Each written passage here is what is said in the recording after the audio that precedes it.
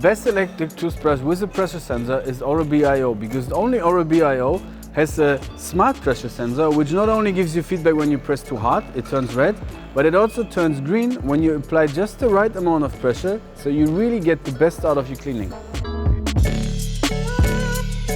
Why do you need to apply pressure when you brush?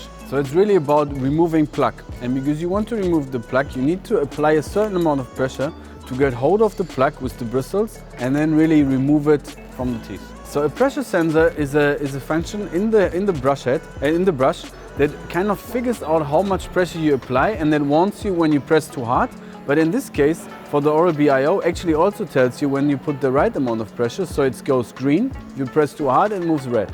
If you don't brush hard enough, you might not, or you probably will not get the perfect clean, because you're just not putting enough amount of pressure and you're just not cleaning perfectly.